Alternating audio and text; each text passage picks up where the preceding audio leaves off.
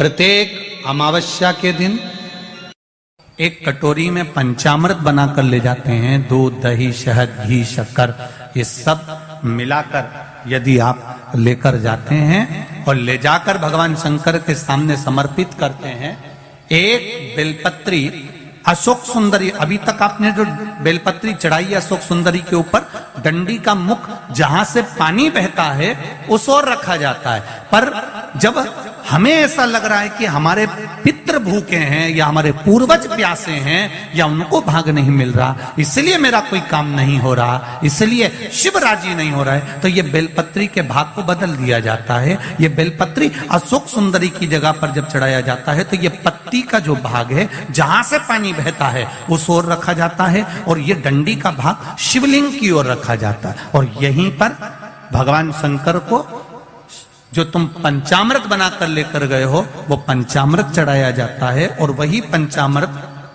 थोड़ा सा शिवलिंग पर चढ़ा दिया जाता है। उसके बाद में पितृ पूर्वज जल की आस नहीं रखते, न भोजन की आस रखते हैं, क्योंकि शंकर उनको तृप्त कर देते हैं, शिव उनको पूर्ण कर देते हैं। पितृदोष के 4 लक्षण सबसे प्रबल। पहला लक्षण है 1 रुपया कमाओ, 1.25 रुपए खर्च हो रहे हैं, कमाई लेना पितरों का दोष है। दूसरे नंबर का, एक व्यक्ति घर में बीमार है, ठीक हुआ, दूसरा बीमार पड़ गया, घर में कोई ना कोई निरंतर बीमार पड़ा हुआ है। तीसरे नंबर पर आप कोई पूजन की थाली लगाए, किसी को भोजन देने जा रहे थे, किसी को पानी देने जा रहे थे और आपकी ट्रे में से, आपके हाथ से अगर कोई भरा हुआ पात्र, कोई सामग्री गिर गई, पूजन की थाली तुम्हारे हाथ में है और पूजन की थाली में से मालूम पड़े कोई सामान गिर गया नीचे, समझ लो कि पितृ का दोष है। चौथे नंबर पर दोष का वर्णन किया गया, घर में जितने सदस्य रह रहे हैं अगर वो किसी न किसी रूप में एक दूसरे पर चिढ़कर बोल रहे हैं, क्रोध कर बोल रहे हैं, समझ लेना कि कहीं ना कहीं पितरों का दोष। तो लगता है स्वप्न में कोई मुर्दे दिख रहे हैं या कोई जल रहा है या कोई मर रहा है या कोई चला गया है, ऐसा भय लगता है। बच्चों को मानी भेजूंगी ऐसा हो जाएगा, पति को मानी भेजूंगी ऐसा हो जाएगा, कोई हमारे कोई गलत तो नहीं कर रहा है, आपको लगता है। के दिन 7 स्थान शिवलिंग के बताए हैं जहां पर भूल से भी अगर कोई चंदन की उंगलियां लगा देता है, 7 स्थान ऐसे हैं जहां चंदन की मात्र उंगलियां लगा देने से ही शिव पितृलोक के पितरों को मुक्ति प्रदान करके बैकुंठ लोक का निवास दे देते हैं। 7 स्थान, और वो 7 स्थान जो चंदन के बताए गए हैं। पहला, भगवान देवादिदेव महादेव के शिवलिंग पर चंदन का लेपन, समझ लेना जरा बहुत अच्छे से। 7 स्थान चंदन के बताए महाराज। पहला शिवलिंग। दूसरा, जहां गणेश जी का स्थान है, मालूम है ना सबको, जम के बोलो जरा, मालूम है ना सबको, जहां गणेश जी का स्थान है वहां अलग से गणेश जी बैठे, वहां नहीं, शिवलिंग में जलाधारी के ठीक सामने, राइट में गणेश, लेफ्ट में कार्तिकेय, बीच में अशोक सुंदरी। तो पहला चंदन बाबा के शिवलिंग पर, दूसरा गणेश जी पर चंदन की उंगली, तीसरा षडानंद कार्तिकेय पर चंदन की उंगली, चौथा अशोक सुंदरी पर चंदन की उंगली, पांचवा जलाधारी पर चंदन की उंगली, छठा जो शिवलिंग का जल बह रहा है इसके ठीक विपरीत की ओर चंदन की उंगली, और 7वां चंदन नंदी के मस्तक के ऊपर जो 2 सींग लगे रहते हैं उस पर चंदन की उंगली। ये कब लगाई जाती है? या तो अमावस्या के दिन, आपको लगता है कि हमारे पूर्वजों का उद्धार नहीं हुआ, हमारे पूर्वजों का कल्याण नहीं हुआ, कहीं अधोगति में कोई चला गया है, उसका बस एक बार, रोज नहीं जरूरत है, प्रतिदिन जरूरत ही नहीं, महीने में एक बार अगर अमावस्या के दिन भी आपने चंदन के थोड़ा सा चंदन अगर मेरे देवादिदेव महादेव को 7 स्थान पर समर्पित किया है। अशोक यहां पर वर्णन कर रही है, मैना, धन्य और कला की कथा कह रही है। तीनों ने सनकादि ऋषियों से मांगा। चंदन भगवान को अति प्रिय होता है और चंदन ही एक ऐसा होता है जो पितरों को भी प्रिय होता है, जिसका स्पर्श मात्र लगने से पूर्वजों का कल्याण हो जाता है, वो चंदन का 7 स्थान। घर में यदि क्लेश उत्पन्न हो जाता है, आपका धन, आपकी प्रॉपर्टी, आपकी जमीन, आपका प्लाट, आपका दुकान, आपका पैसा, यदि किसी ने कब्जा कर लिया और छोड़ नहीं रहा, प्रत्येक अमावस्या के दिन पीपल के वृक्ष के नीचे जाकर 2 दीप लगाइए घी के। दोनों दीप के सामने एक हल्दी का चावल, एक कुंकू का चावल का दाना रख दीजिए और स्वधा स्वधा स्वधा स्वधा 3 बार कह दो और स्मरण करो, हे हमारे कुलदेव, पितृदेव, शिवदेव, महादेव, कृपा कर कर मेरा जो जमीन है, मेरा जो धन है, मेरी जो प्रॉपर्टी है, मेरा पैसा लोगों ने हथिया लिया, देते नहीं। अपना गोत्र बोलकर स्मरण कर कर बाबा मेरा धन मुझे वापिस ना कर दो। एक अमावस्या पर करो, फिर अगली अमावस्या करो, ऐसे 2-4 अमावस्या करोगे। जिसने ले रखा है वो खुद सोचेगा कि मुझे क्या हुआ, कि मुझे देना है, उसका पैसा चुकाना है, धन रखेगा नहीं। पितृ सुधा का नाम स्मरण करते से, जब हम सुधा सुधा सुधा सुधा कहते हैं, पितृ उसको स्वीकार करते। जैसे अग्निदेव की धर्म पत्नी स्वाहा, क्या है, जम के बोलो जरा, स्वाहा। जब हम यज्ञ करते हैं, सांकल ले देते हैं, ओम वैष्णवे स्वाहा।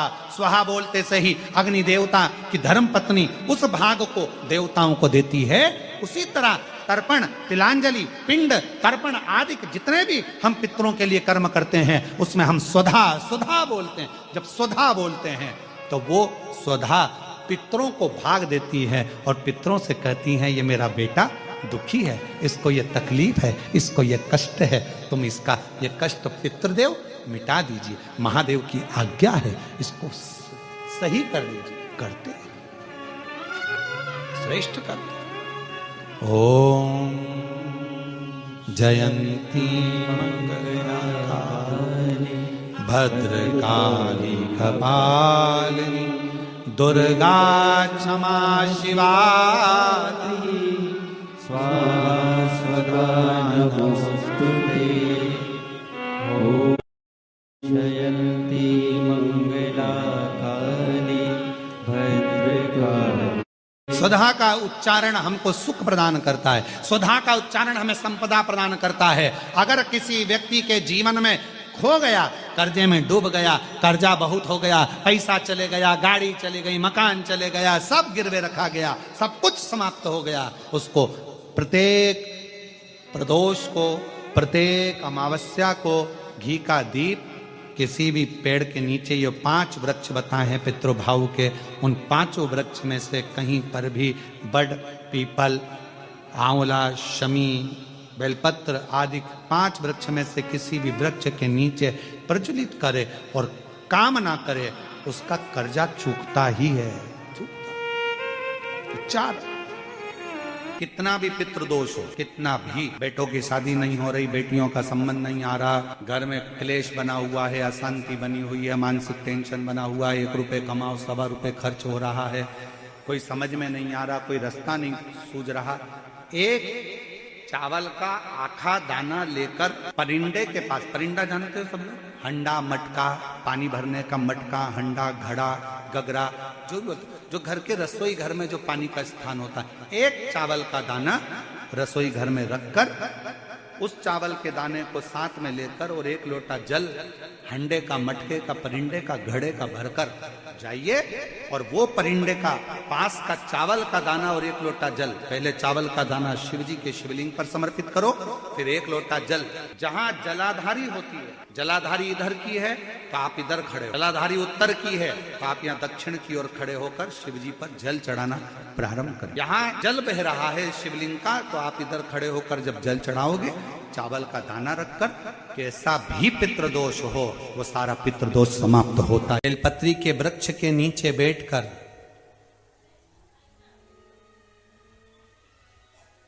हाथ में 1 बेलपत्र का पत्ता रखकर आप पंचाक्षर मंत्र नमः शिवाय, ओम नमः शिवाय या श्री शिवाय नमस्तुभ्यम या महामृत्युंजय मंत्र का स्मरण कर रहे हो, पर डंडी का भाग अपनी ओर, बेलपत्र की बीच वाली पत्ती का भाग बीच वाली उंगली की ओर रखकर अगर आप स्मरण कर रहे हैं और अपनी कामना कर कर बेलपत्री के वृक्ष के नीचे बैठकर उस पत्ते को सम्मुख रखकर बाबा से विनय कर कर एकांत में उस बेलपत्री के वृक्ष की छांव में, बेलपत्री के वृक्ष की छांव आप कामना कर कर उस पत्ते को शंकर भगवान के ऊपर समर्पित कर रहे हैं, तो ये जान कर रखें कि पार्वती और शिव का मिलन करवा रहे हैं और अपनी मनवांछित फल कामना पूर्ण करवा रहे हैं। क्योंकि शिव और पार्वती का जब मिलन होता है, शंकर पार्वती जब एक दूसरे के सम्मुख में होते हैं, शिव और पार्वती जब एक दूसरे के सामने अपने बच्चों के कारण एक दूसरे के सम्मुख में आते हैं, तो उनके चेहरे पर प्रसन्नता का भाव आ जाता है। फल, मनवांचित फल की कामना, आप जिस कामना के लिए कर रहे हो, विवाह के लिए, नौकरी के लिए, सर्विस के लिए, व्यापार के लिए, रोग मुक्ति के लिए, आप जिस कामना से कर रहे हो, बस उससे कहा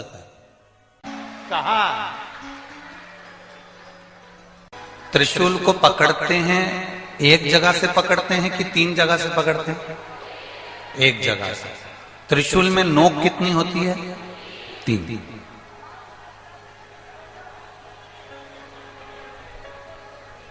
अब बाकी के जितने शस्त्र हैं, सुदर्शन, शंख, चक्र, गदा, भाला, धनुष, बाण, तीर, ये जितने जितने शस्त्र, तलवार, बर्छी, कटार, कुंदूक, जितने जितने आप शस्त्र देखेंगे, इन शस्त्रों में देखेंगे कि ये एक शस्त्र केवल एक पर प्रयोग किया जा सकता है। पर शिव महापुराण की कथा कहती है केवल एक त्रिशूल ऐसा होता है जिस त्रिशूल को एक जगह से पकड़ा जाता है और 3 पर उसका प्रहार कर दिया जाता है। उसी तरह शंकर का हम केवल एक अकेला नाम लेते हैं। आपने शिव का नाम लिया, आपने शंकर का भजन किया, और शंकर भगवान ने तुम्हारे नाना पक्ष में, तुम्हारे दादा पक्ष में और तुम्हारे कुल में ना जाने कितनों को तीनों पक्ष में तार दिया है। वो शिव तत्व है, वो शंकर है, वो घड़ी है। बोल बम का नारा है, बाबा उसने तार दिया, उसने साथ। सर्ग संहिता कहती है और कूर्म पुराण कहती है, तुम्हारे घर में अगर सत्यनारायण जी की कथा हो रही है, तुम्हारे घर में शंकर जी का अभिषेक हो रहा है, तुम्हारे घर में पार्थिव शिवलिंग का निर्माण हो रहा है, तुम्हारे घर में अगर तुम कोई व्रत रख रही हो, तुम्हारे घर में कोई उपास कर रही हो, तुम्हारे घर में कोई उद्यापन हो रहा है, तुम्हारे घर में कोई अच्छा कार्य हो रहा है, तो ये करवाने वाला कोई दूसरा नहीं होता। इसको करवाने वाले तुम्हारे घर के पितृ होते हैं, जो ऊपर बैठकर तुम्हारे घर में अच्छा कार्य कर रहे हैं।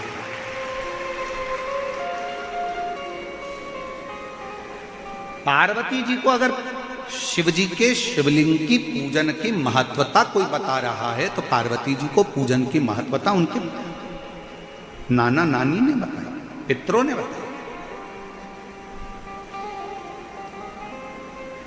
इसीलिए तो शंकर जी को जल चढ़ाने वाले को पितृदोष नहीं लगता। क्यों नहीं लगता? क्योंकि शिव जी पर आप जल चढ़ाते हो ना, तो शंकर भगवान का चढ़ा हुआ जल हस्त कमल की ओर जाता है पार्वती जी के, और पार्वती जी के हस्त कमल पर जैसी जल जाता है तो नाना नानी बड़े प्रसन्न हो जाते हैं अपनी नातिन को देखकर कि मेरी नातिन पर लोग पूजन कर रहे हैं, जल चढ़ा रहे हैं, तो पितृ आशीर्वाद देते हैं। शंकर पर जल चढ़ाने पर 3 दोष समाप्त हो जाते हैं। पहले नंबर का वास्तु दोष, दूसरे नंबर का पितृ दोष और तीसरे नंबर का काल सर्प दोष। ये 3 दोष शिव पर जल चढ़ाने से समाप्त हो गए। पितृ प्रसन्न होते हैं, पूर्वज आनंदित होते हैं। हमारे घर की बेटी आज शिव की आराधना कर रही है, हमारे घर की बेटियां हमारे शंकर की आराधना कर रहे हैं, शंकर की स्तुति कर रहे हैं।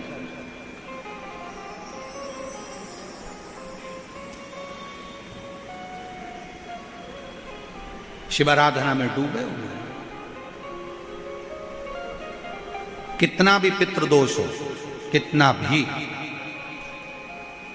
बेटों की शादी नहीं हो रही, बेटियों का संबंध नहीं आ रहा, घर में क्लेश बना हुआ है, अशांति बनी हुई है, मानसिक टेंशन बना हुआ है, 1 रुपए कमाओ 1.25 रुपए खर्च हो रहा है, कोई समझ में नहीं आ रहा, कोई रास्ता नहीं सूझ रहा, एक चावल का आखा दाना लेकर परिंदे के पास, परिंदा जानते हो सब लोग, हंडा मटका, पानी भरने का मटका, हंडा, घड़ा, गगरा, जो भी जो घर के रसोई घर में जो पानी का स्थान होता है, एक चावल का दाना रसोई घर में रखकर उस चावल के दाने को साथ में लेकर और एक लोटा जल हंडे का, मटके का, परिंडे का, घड़े का भरकर जाइए और वो परिंडे का पास का चावल का दाना और एक लोटा जल, पहले चावल का दाना शिव जी के शिवलिंग पर समर्पित करो, फिर एक लोटा जल जहां जलाधारी होती है, जलाधारी इधर की है तो आप इधर खड़े हो, जलाधारी उत्तर की है तो आप यहां दक्षिण की ओर खड़े होकर शिव जी पर जल चढ़ाना प्रारंभ करें। यहां जल बह रहा है शिवलिंग का, तो आप इधर खड़े होकर जब जल चढ़ाओगे, चावल का दाना रखकर, कैसा भी पितृदोष हो वो सारा पितृदोष समाप्त होता ही है और घर में शुभ कार्य होता है। पितरों की शांति का मूल क्रम है शंकर की स्तुति।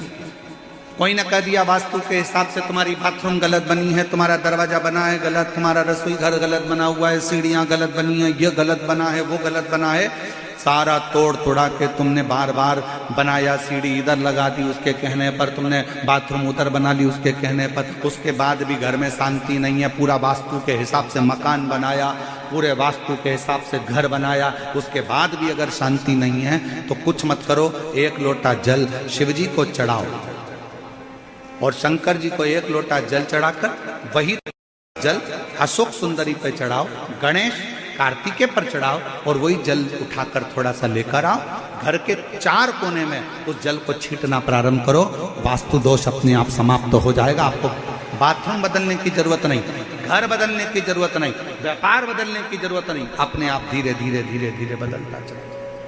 पर विश्वास, मानो तो गंगा मां हो और ना मानो तो बहता पानी। आप मानोगे तो गंगा जी है, ना मानो तो बहता पानी, आपके ऊपर निर्भर करता।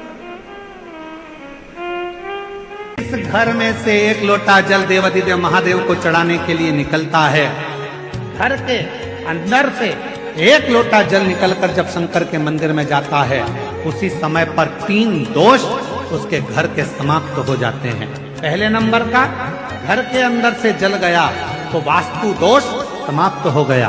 दूसरे नंबर पर, घर के रसोई घर में, मटके में, हंडे में, टंकी में से जल गया तो पितृ दोष शांत हो गया।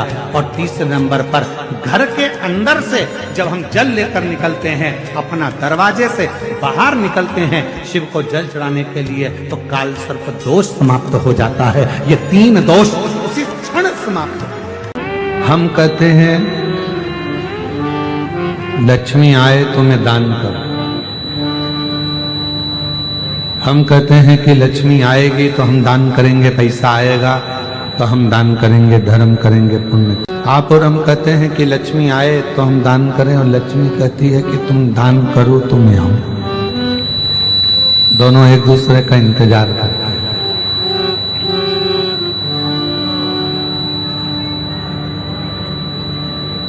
आप लक्ष्मी का इंतजार कर रहे हो कि वो आएगी तब मैं दान करूंगा, लक्ष्मी इंतजार कर रही है कि तू दान करना प्रारंभ कर तो मैं आना प्रारंभ करूं।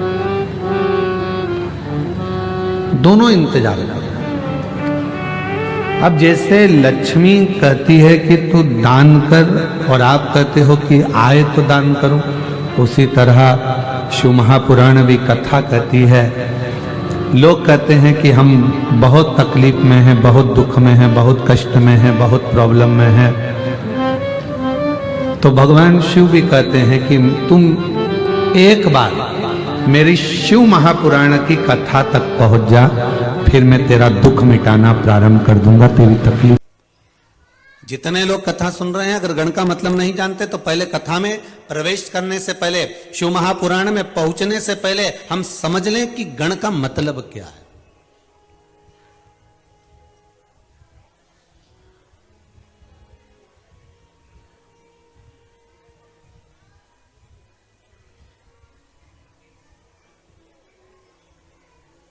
श्री गणेश जी महाराज, उनका जब सिर कटा, मस्तक कटा, उनको काय का मुख लगाया?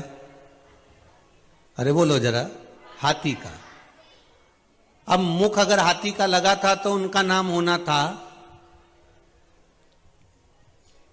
गजपति। क्या नाम होना था?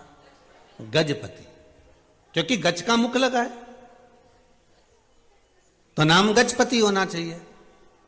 पर दुनिया के लोग उनको क्या बोलते हैं? गणपति। तो भैया मुख अगर गज का लगाया है, हाथी का लगाया है, चेहरा अगर हाथी का लाकर लगाए हो, गज का लाकर लगाए हो, तो नाम तो गजपति होना चाहिए। फिर गणपति किसने रख दिया?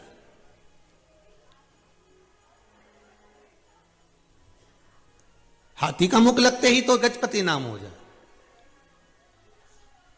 भाई हमारे यहां तो कई कई बहनों का नाम पूर्णिमा है, तो पूर्णिमा नाम क्यों रख दिया? तो क्या ये पूनम के दिन हुई थी, ठीक है, तो इसका नाम पूर्णिमा रख दिया। काली थी तो इसलिए इसका नाम काली रख दिया, ठीक है।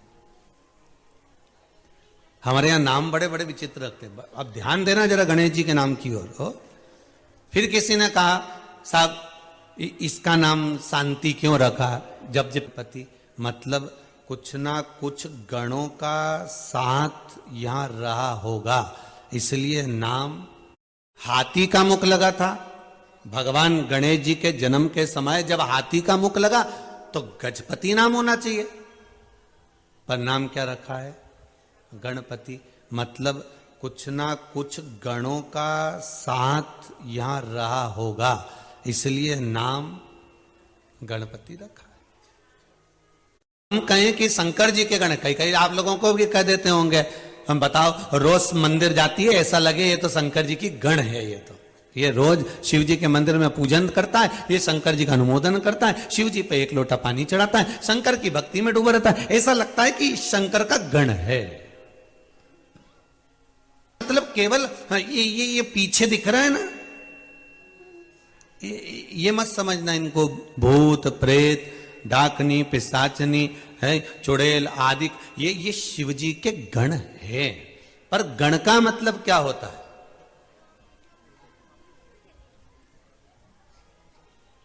गण का मतलब है क्या?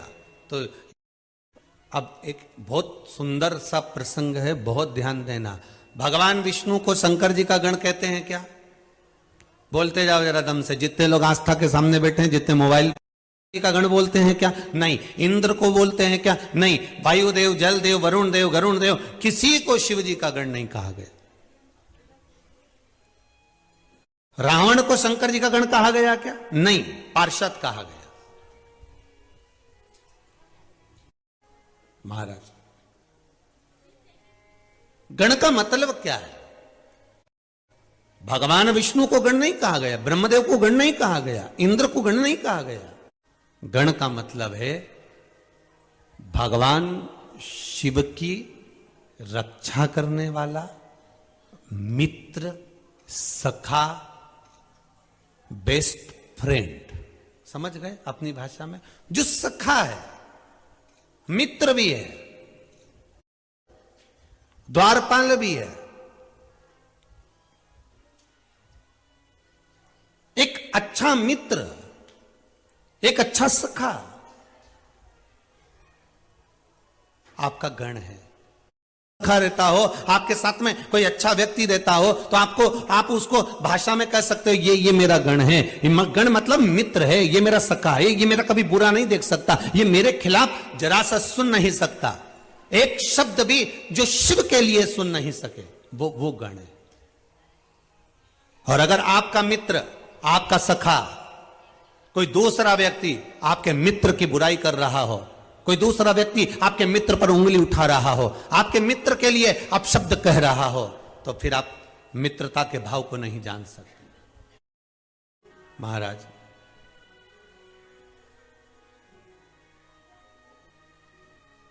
गण का मतलब है